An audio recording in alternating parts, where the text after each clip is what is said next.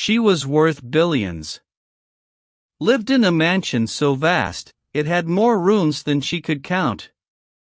Every luxury, cars, clothes, vacations, was within her reach.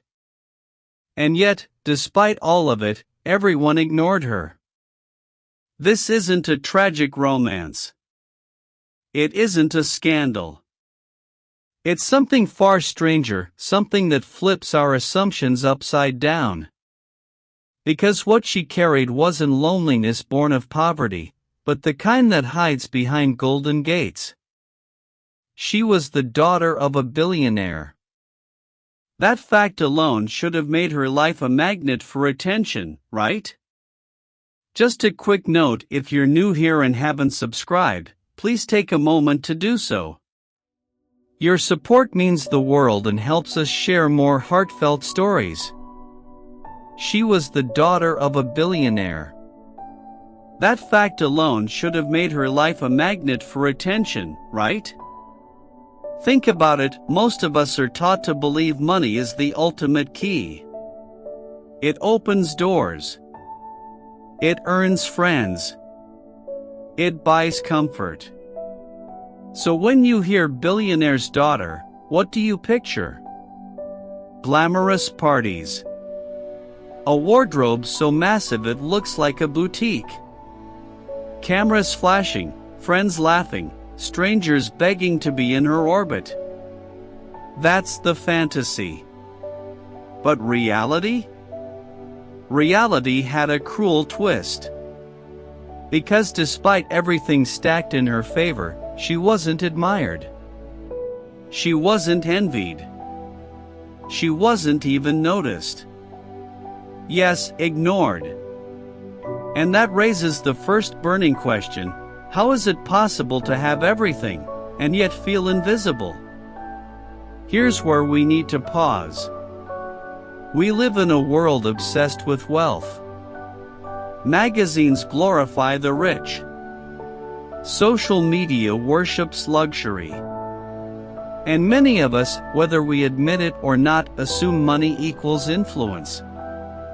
It's the illusion of power. The idea that if you're rich, people naturally flock to you. But illusions can be dangerous. They blind us to the truth. For her, the illusion broke early. When she was still young, she noticed something odd. Kids didn't invite her to birthday parties.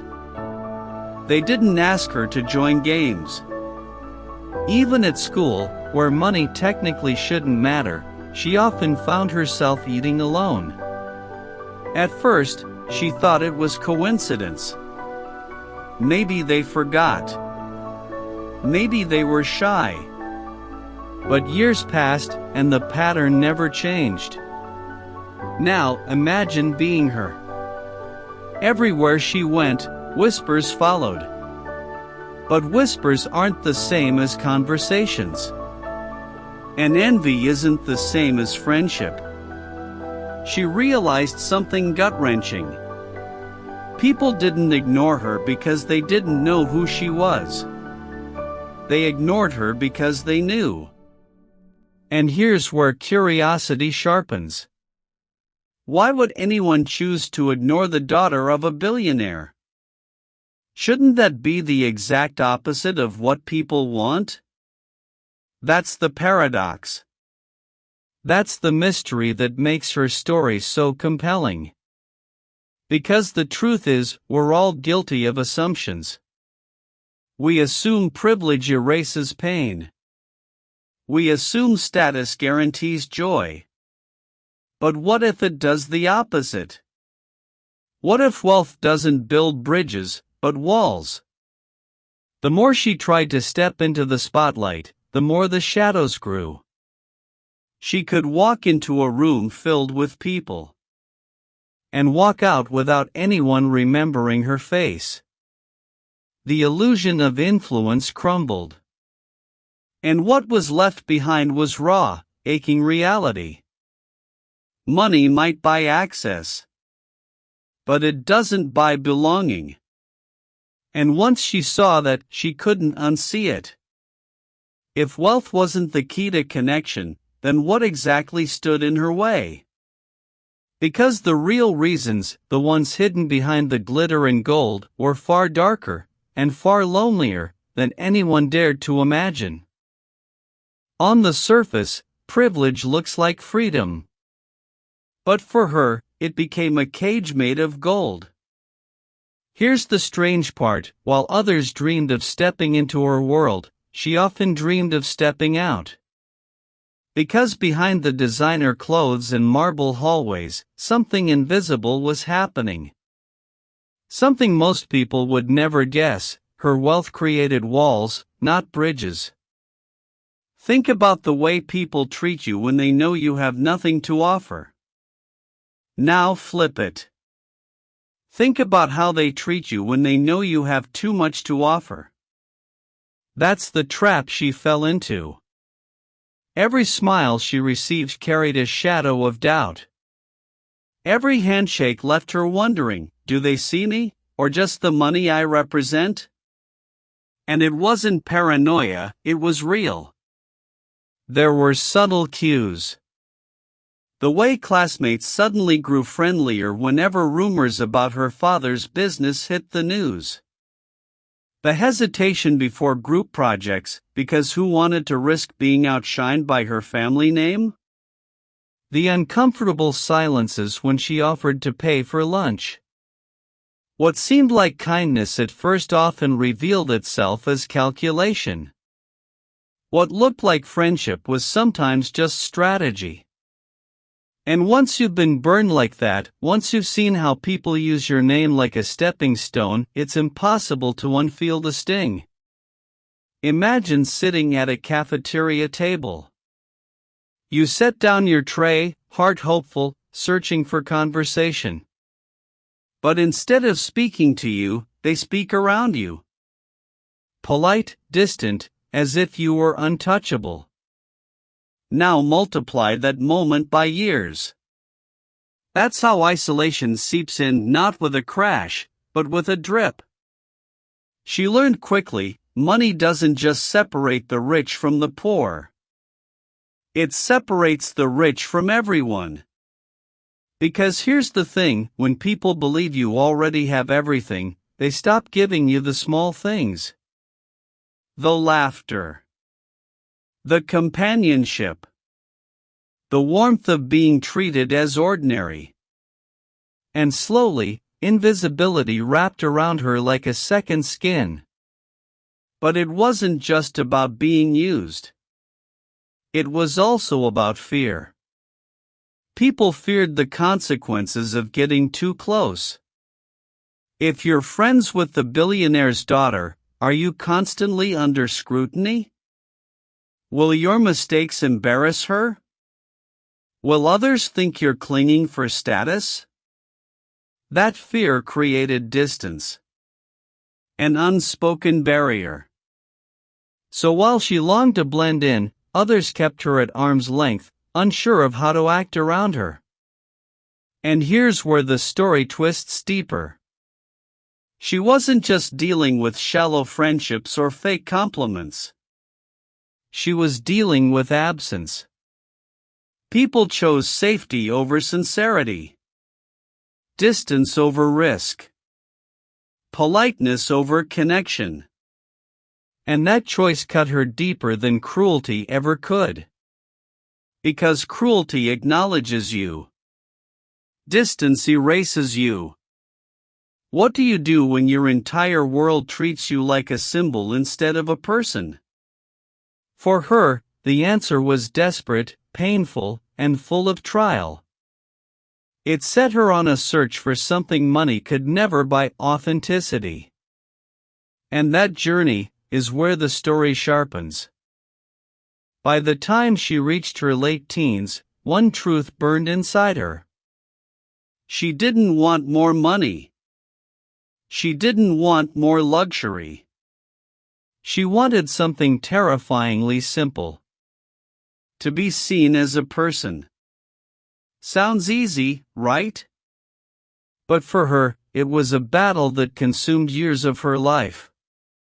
She started experimenting in secret. Small rebellions against the identity she never asked for. One day, she ditched the designer dresses and put on a plain hoodie and jeans.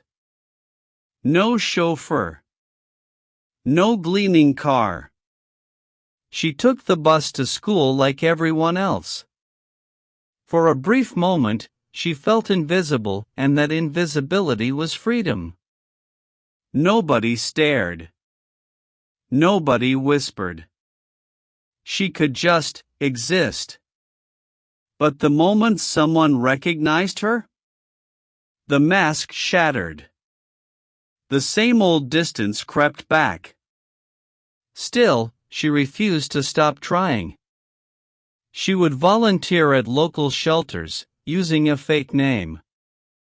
She'd sit for hours with people who had no clue who she was. And those moments, raw, unpolished, real, lit her up inside. Because for once, the conversations weren't about investments, luxury brands, or family empires. They were about life. About struggles, about dreams, about jokes that made no sense but felt human. And yet, the problem followed her everywhere. The moment the truth slipped, the moment someone whispered, "She's the billionaire's daughter," the tone of the room changed. Smiles stiffened. Words grew cautious. And authenticity slipped away like smoke in her hands. It was exhausting. Like running toward a finish line that kept moving further away. So she came up with tests. When she met new people, she'd casually mention things like, "Oh, I don't have much with me today," or, "Let's split the bill." If someone frowned, if they hesitated, if they hinted at expectations, she knew. Another wall. Another failed attempt. But every so often, she'd find someone who didn't care. Who laughed freely. Who talked to her like she was ordinary. And those rare moments felt like oxygen to a drowning soul. Still, the failures piled higher than the victories. There were times she questioned herself. Was she naive for chasing something as fragile as real friendship? Wouldn't it be easier to just accept the fake smiles, the hollow company, the endless small talk? But deep down, she couldn't settle. Because she'd seen glimpses of the real thing, and once you taste it, nothing else satisfies. Here's the irony. Most people spend their lives trying to climb up toward wealth, toward status, toward power.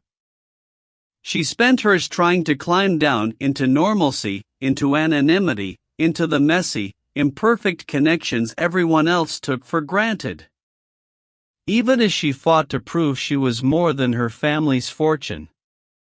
There were deeper reasons why she remained alone. Reasons that went beyond society's judgment. Reasons buried inside her own heart. And those reasons?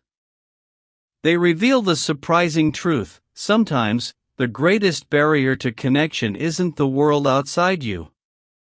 It's the world within. Up until now, it's easy to believe her loneliness was built entirely by others. The fake smiles. The whispers. The fear of being used. But here's where the story takes an unexpected turn. Because the truth is, not all of it came from the outside. Some of it came from her. She wasn't the type to walk into a room and light it up with chatter. She wasn't loud. She wasn't pushy. She wasn't the center of attention. She was introverted, quiet, observant, the kind of girl who preferred reading in the corner to mingling at a party. And while that doesn't sound unusual, combine it with the weight of her last name, and the result was explosive. Her silence didn't look like shyness. It looked like arrogance. People assumed she thought she was too good to talk to them. But in reality, she was terrified they'd only hear her name, not her voice. And then there were the scars. Years of disappointment leave marks. Every time a friend turned out to be a user. Every time she was treated like an accessory instead of a person. Those experiences built walls inside her. She began holding back, even when she didn't want to. She second-guessed her own laughter, her own kindness, her own words, because what if they were twisted into something else? It became a self-fulfilling cycle. The less she trusted, the fewer chances she gave. The fewer chances she gave, the lonelier she became. And then there was choice. A choice she rarely admitted, even to herself. Sometimes, she wanted to disappear.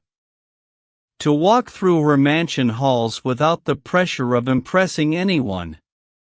To eat alone, without wondering if her plate was just a prop in someone else's performance. Privacy became her escape. And escape, slowly, became her normal. But privacy, in excess, doesn't just protect you, it imprisons you. The very walls she built to shield herself doubled as barriers that kept everyone out. There's another layer, too. Her craving for normalcy was almost desperate. But desperation has a smell, and people sense it. She longed so much for someone to see her, really see her, that sometimes her attempts felt forced. Too eager. Too intense. And instead of drawing people in, it pushed them further away. Ironically, the harder she tried to prove she wasn't defined by her billions, the more defined by them she became. This is where the heartbreak deepens. Because while the world ignored her, she was also learning to ignore herself. Her own voice grew quieter. Her confidence shrank. And soon, she wasn't just unseen by others, she was invisible in her own eyes. Being ignored by the world was painful, yes. But realizing you've started to ignore yourself? That's unbearable. And that's where her story shifts into something universal. Because if wealth couldn't save her from loneliness, if walls couldn't keep out the emptiness, what hope was left? At some point, the mansion stopped mattering. The cars. The vacations. The endless stream of luxuries. They blurred into the background, like wallpaper in a room she no longer noticed. Because the truth was painfully clear. She had everything people dream about, but not the one thing she needed. Connection. And that's where her story becomes less about wealth, and more about humanity. Here's the thing we often forget. Strip away the bank accounts, the status, the glittering nameplates. And what's left is the same fragile, beating heart that we all carry. Her loneliness wasn't unique because she was rich. It was universal because she was human. We all crave it. To be seen. To be understood. To belong somewhere that feels real. And her life proved, in the harshest way possible, that no amount of money can buy it. She once described her silence in a single sentence that broke me when I first heard it. It's easy to envy me. But if you lived in my shoes, you'd see my silence isn't golden, it's empty. Empty. That word carried more weight than any fortune. Because while her world sparkled, her heart dimmed. While others dreamed of her life, she dreamed of theirs. The dinners where families laughed together over cheap takeout. The friendships formed in messy apartments with second-hand furniture. The comfort of being loved without needing to question why. And maybe that's the greatest irony. While we chase wealth, she chased normalcy. While we measured success in numbers, she measured it in moments. A shared joke. An unguarded smile. A hug that wasn't earned by status, but given freely. She was proof that belonging is the rarest luxury of all. But there's something else her story teaches us, something vital. We judge so quickly. We see the rich kid, the billionaire's daughter, the privileged heir. And we assume their life is flawless. We assume their silence is choice, not pain. We assume their distance is pride, not fear. And in making those assumptions, we do exactly what the world did to her. We ignore the person beneath the label. So here's the lesson she leaves us with. Look deeper. Not just at the people who seem lonely, but at the people who seem like they should never be lonely. The ones who look untouchable. The ones who have everything. Because sometimes, those are the people hurting most of all. Her story isn't really about billions. It's about humanity. About the fragile threads of connection we all need. And about the courage to admit that even when the world gives you everything, it means nothing if you can't share it. So if you take one thing from her journey, let it be this. Don't be fooled by appearances. Don't measure worth by wealth. And never assume someone is fine just because their life looks perfect on the outside. Because the richest treasure any of us will ever hold is the love and understanding we give and receive from one another. Subscribe now and join me for more powerful stories that reveal the truths hidden behind appearances.